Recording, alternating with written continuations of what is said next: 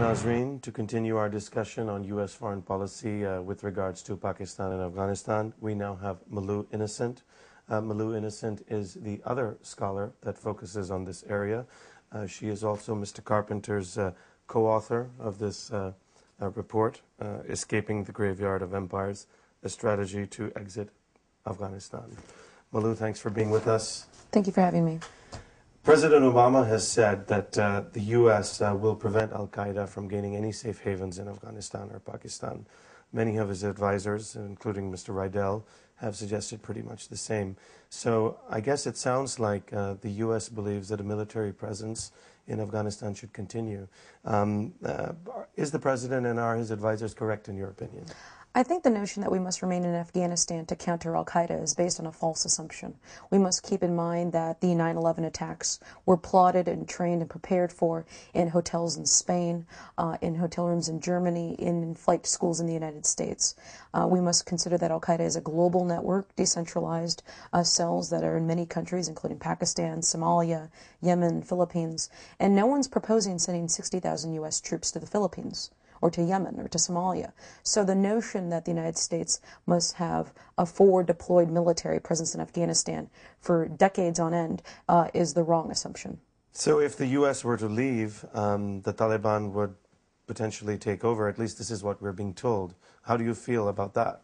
I think that the notion of the United States withdrawing and there being some level of anarchy or chaos is a valid assessment to make. I think that if the United States were to scale down its presence or withdraw completely, we could see sort of a resurgence of the chaos that we saw after the Soviets withdrew and the sort of the devolution of wars and various factions fighting amongst one another, as we saw in the 1990s. However, it's unclear that the Taliban's resurgence in Kabul would pose an existential threat to the United States. From what I understand, the Taliban, which pulls its support from the Pashtun areas adjoining both Afghanistan and Pakistan, are a local and regional ethnic grouping that's indigenous to this region. They have no global ambitions, they have no international agenda, and they don't appear to at least to pose a security threat to the United States. So why does the U.S. government believe, then, in fact, that this is the case? I think this is a classic case of mission creep. For the past 8 years, Afghanistan, even though it was known as the Good War, developed into the Forgotten War. And much of the resources, troops, and congressional oversight was focused on Iraq over and above Afghanistan. And so it's eventually been made the case that because the Taliban housed al-Qaeda and allowed them to take sanctuary there to plot 9/11, that therefore the Taliban is our enemy. But we should not open the aperture and begin to broaden the number of enemies. We could see U.S. and Western troops in Afghanistan in perpetuity if that's the case. And I don't think there are any shortage of Pashtun militants willing to fight what they perceive to be a foreign occupation of their region. So if, in fact, the Taliban are, and I believe these are the facts, the Taliban are not an interventionary group. The Pashtuns have never really intervened in any other countries. For the most part, rather they have been invaded. Then why aren't there more people like yourself and the Cato Institute trying to get this message across, or are they just not effective? There are many people who are making the case now.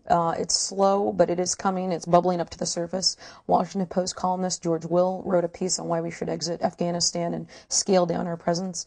Richard Haass, I believe the President Emeritus of Council on Foreign Relations, he's also argued for a scale-down approach to Afghanistan. There are many scholars who are now making that argument, which is good, just like the Cato Institutes. But it'll take a lot of effort and it'll take a lot of power because the notion within Washington, or at least within the White House, is that we must remain committed to this, what they call this population-centric counterinsurgency approach of protecting Afghan villages, of sort of trying to build a legitimate Afghan government. But even those limited ambitions are too recklessly ambitious. And if we look at what Afghanistan is right now and what it has been, it's been an amalgamation of various tribes and warlords and factions. It's deeply divided internally, it's poverty-stricken, it's war-torn, it has very porous borders, and has countries surrounding it that are willing to see America fail and have an incentive to see America fail. So I hope that at least in the coming months, more organizations and more columnists and more scholars will begin writing the same thing that we are. What kind of incentives or what kind of motives would the government of Pakistan or of Iran, for that matter, have in seeing the U.S. fail in Afghanistan? Well, I think that the notion of America's failure isn't so much a reflection of America's policies as much as it's a reflection of those countries' own interests. For Pakistan, for example, they have had an incentive for the past 60 years to keep the Pashtun areas within their own country pacified as much as possible. That has required them to at least pacify those Pashtuns across the border in Afghanistan. This, of course, has been a very hostile issue with Afghanistan and Pakistan. They have not gotten along. Various Afghan leaders have refused to recognize the Durand line, the very invisible border between the two countries. So for Pakistan, at least, I think their interest is not so much to see America fail as much as it is to see the stop the rise in influence of Indian involvement in Afghanistan.